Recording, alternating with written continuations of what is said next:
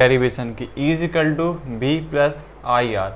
इसको हमको प्रूव करना है, तो कैसे प्रूव करेंगे वो देखेंगे। अब यहाँ पर हमारे इंटरनल रेजिस्टेंस को बता रहा था मैं आर प्लस आर वाला। यदि पिछली वीडियो आप देख के आ रहे हैं तो पहले पिछली वीडियो देख के आइए, तब ये वीडियो आपको क्लियर होगी। तो ये रिलेशन लाना है हमको, रिलेशन बिटवीन ईएमएफ मतलब potential difference and internal resistance के बीच में हमको ये रिलेशन लेके आना है। तो इसको हम करेंगे कैसे प्रूव करने के लिए। Let a cell having EMF is a potential with an external resistance. मतलब हमने यहाँ पर क्या कर लिया, एक सेल लगा दिया, यहाँ पर बैटरी लगा दी और उसको क्या है हमने एक एक्सटर्नल रेजिस्टेंस से अटैच कर दिया। ये हमारा एक्सटर्नल रेजिस्टेंस आर हो गया, इससे अटैच कर दिया। एंड करंट आई, अब उसमें क्या है करंट आई जो हमारा था वो फ्लो होना चालू हुआ क्योंकि यहाँ पर हमने बैटरी अटैच कर दी है। The circuit let R is the internal resistance of the cell. आपको पता है यदि पिछली वीडियो आप देख के आए हैं, जो सेल और बैटरी हमारा अटैच यहाँ पर करते हैं उसका खुद का भी एक इंटरनल रेजिस्टेंस होता है, मतलब वो खुद भी रेजिस्टेंस होता है उसका। वो हमारा इसको रिप्रेजेंट करते हैं हम स्मॉल आर से। यदि पिछली वीडियो देख के आ रहे हैं तो आपको पता है स्मॉल आर से हम इसको रिप्रेजेंट करते हैं, जो हमारा इंटरनल रेजिस्टेंस सेल और बैटरी का खुद का होता है, और जो एक्सटर्नल रेजिस्टेंस आर होता है।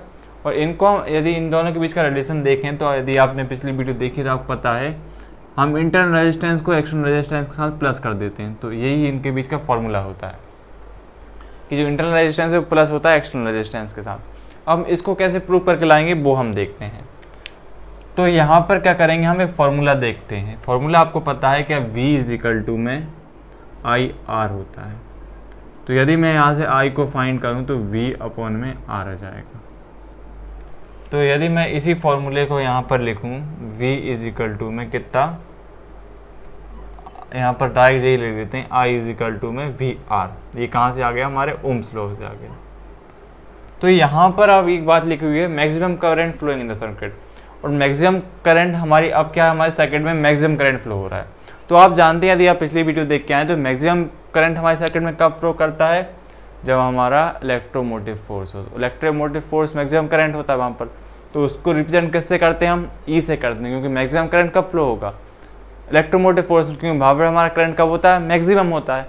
तो इस वी की जगह मैं ई ले देता हूँ। क्यों लिखा है मैंने, क्योंकि मैक्सिमम करंट कहाँ पर होता है, इलेक्ट्रोमोटिव फोर्स में होता है, और मिनिमम यहाँ पर क्या टर्मिनल जो हमारा इंटरनल रेजिस्टेंस टर्मिनल पोटेंशियल होता है जो सेल्स बैटरी से अटैच होता है, उसके अंदर जो पोटेंशियल है मतलब बैटरी है वो धीरे धीरे उसका करंट कम होने लगता है।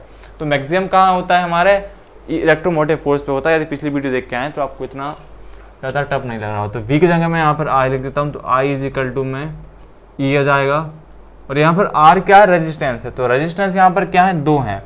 तो एक इंटरनल है तो एक एक्सटर्नल है। इंटरनल और एक्सटर्नल को हम कैसे लिखेंगे, इस तरह से प्लस करके लिख देंगे, मतलब कि R प्लस में R। इंटरनल यहाँ पर रेजिस्टेंस है क्योंकि R यहाँ पर रेजिस्टेंस है, और रेजिस्टेंस यहाँ पर दो है, तो इन दोनों को हम प्लस करके लिख देंगे। तो इस तरह से लिख देंगे हम इनको, R को, और इस R को हमने इस तरह से लिख दिया।